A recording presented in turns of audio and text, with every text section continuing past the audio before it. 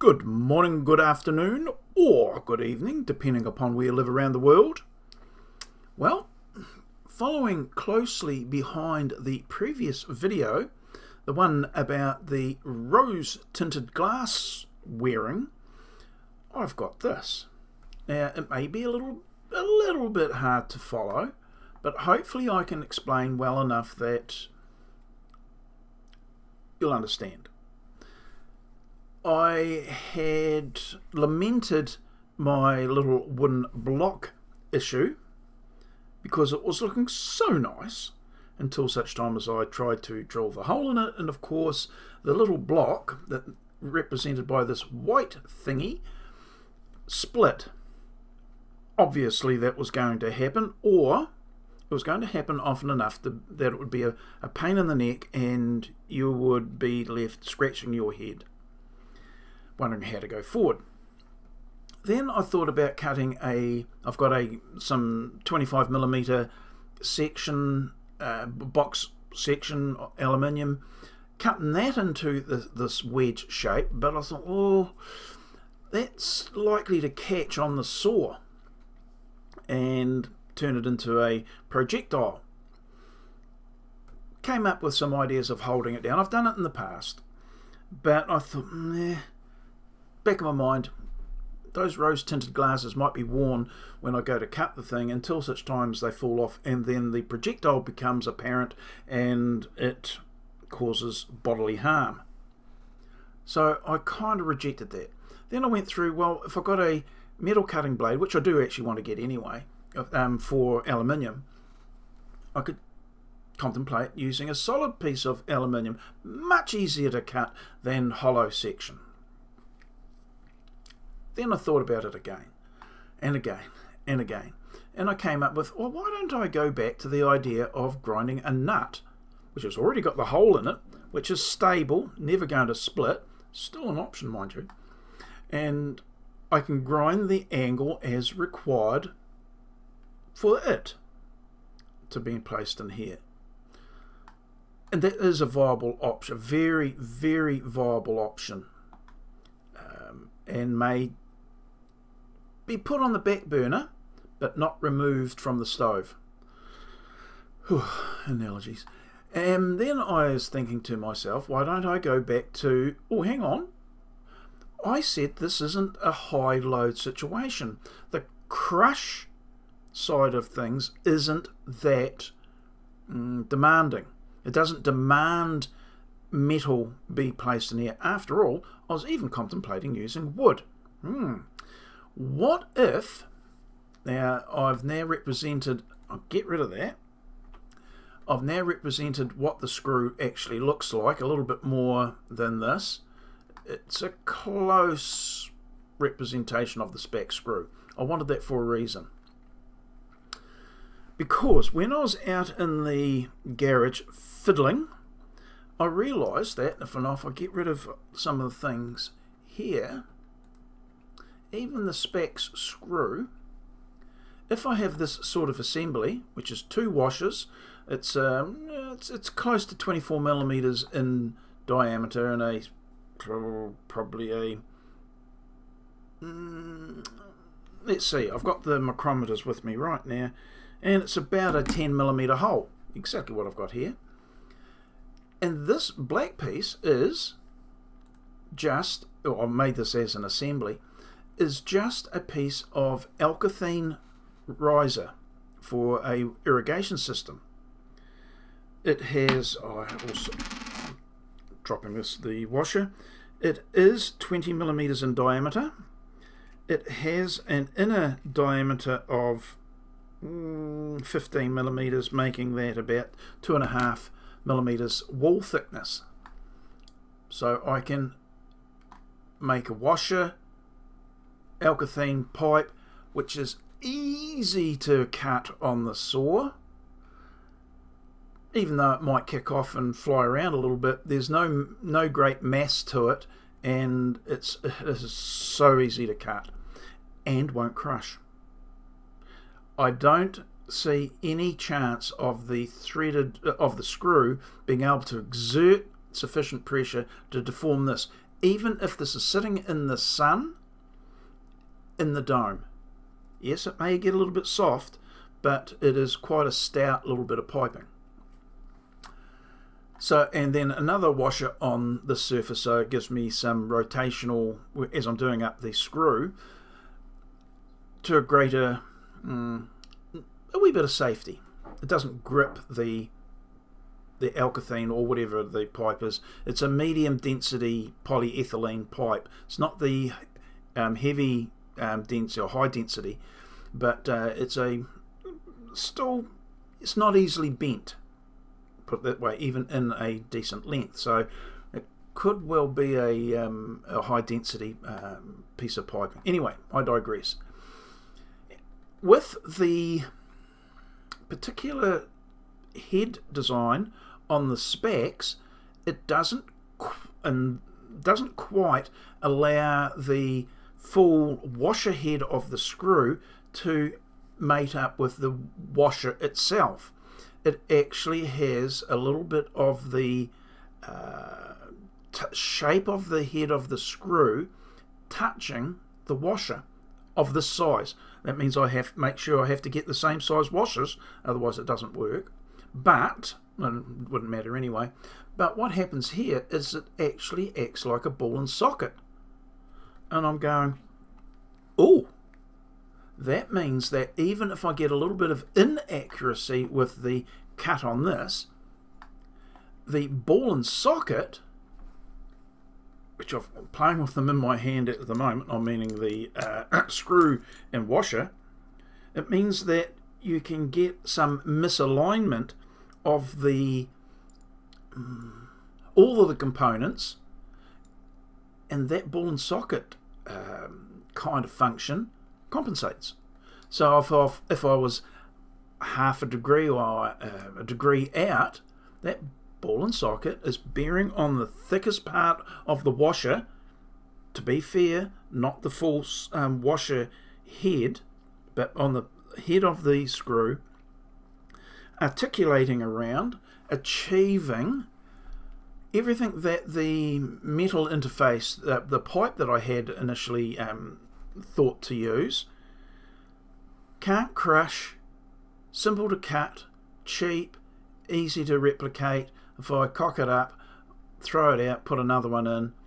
And even if I can't get more screw washers of the same size, or the screw head changes, this is a very, very cheap and easy assembly. Pop it on your, hang on, I'll just unhide everything. Pop it on the, now what have we got here? I have to hide that. Pop it into the top of the screw, slide it in, and it all mates up very nicely. Thank you very much. Now I will have to make a better model. This is actually a really nice model, but some of the alignments of the axes of these don't align up. This is a very accurate representation, other than it not having threads. This was taken from the 3D warehouse, I think, and then I've adapted it. But it's actually visually very, very representative of the screw that I have currently in my hand. So you need that sort of accuracy to fiddle around and see whether it is viable inside this assembly, which I'll do very, very soon. And also, there's two people working on this. There's the inside David and the outside in the workshop David. And quite often the inside David comes up with all clever ideas, which the workshop David then dispels and feels very, very annoyed with. But it was this time the outside David had to came back inside, and because of that ball and socket type of reality, or the functionality interaction that you can only find when you go outside and you pick up a physical piece or physical item and start fiddling with it. It's probably harder to model for inside, so I would never ever thought that that was going to occur. But now that I've got it and I am articulating it up and down in my hot little hands, I'm a happy little camper again. Rose tinted glasses don't even have to be on. This is working. This is something I can build. Easily obtain. The local merchant, any merchant would have this particular pipe and washer. Yippee. Screws, relatively easy, even if all of the little tolerances that are making it a ball and socket type thing disappear. It means I've still got an easy way of cutting these alkathene pipes safely and cheaply in the workshop. So yippee, I'm very, very happy. The real downside, which was one of the reasons I didn't go or didn't want to go with this wedge, is that each one of them has to have quite an accurate cut. But now for the ball and socket, no it don't. Yippee. Having overly demanding requirements make any how would you say, any imprecision in your execution raise its head and cause it not to work, or makes it difficult, or compromises it in some way. Now this is a piddling aspect of the overall dome, and the dome itself is not a big structure or issue. But when you do something, you want it to work as well as possible. The next big thing will be what we clad it in, and or how do we flash it. If you want to make it weather tight, there are certain demands that are required, and they will be a totally separate thing. Many people, the one big thing that people don't like about domes is the waterproofing of it and or insulation of it.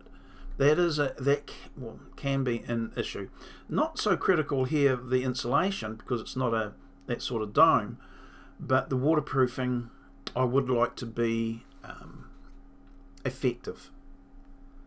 The cladding choice, the material choice for the cladding, becomes important as well.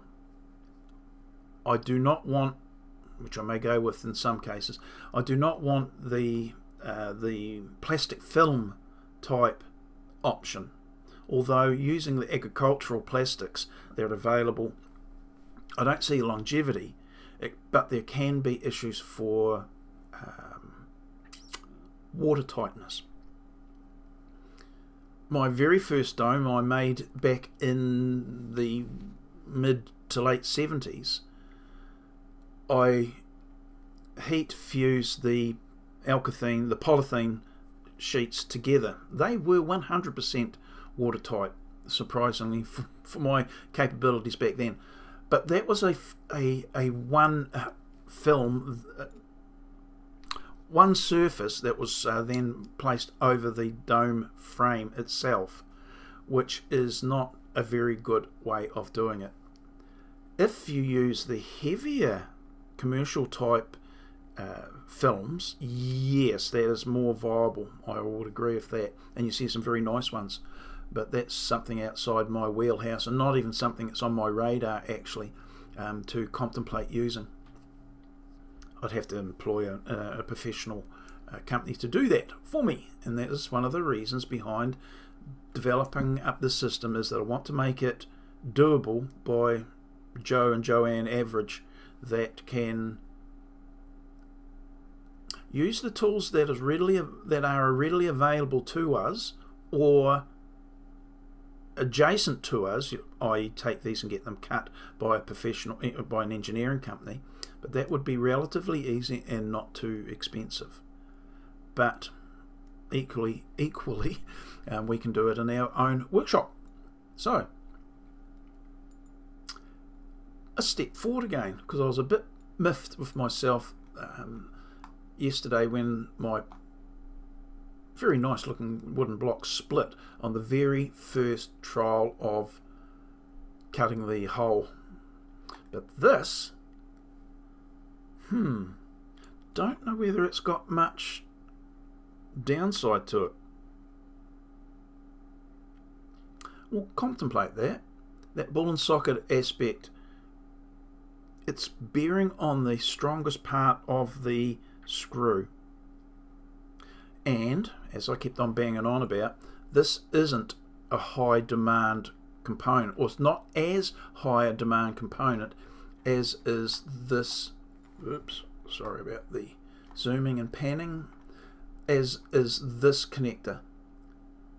If I were to, and engineers, get ready with the slapping David round the ears, but if I were to guess, and that's all it is, if I said that this is 90% of the structure's integrity between the strut and the hub, and the top one is the 30%, yeah, I know what you're saying, then that wouldn't be a bad way of looking at it. I'm overbuilding the top, so I've got 120% attachment demand or percentages. So this does the majority of the work, 90%, and the top fitting is 30%. So you can see what I'm saying. I'm over designing this component, and even if we're thinking in that it's 30% of the overall strength, for it to be stressed to point of concern, i.e. failure, something else has happened that overwhelmed the lower assembly, and that would be more critical. But combining them, I'm just saying that there's a good chance that an engineer would look favourably, even if they still want to slap me, upon this type of approach. Okay, slapping aside, I'm going to go and have my 4th cup of tea for the, no, it's now afternoon, and I'll see what I come up with as we progress further. Rightio, with that, see you later now. Bye.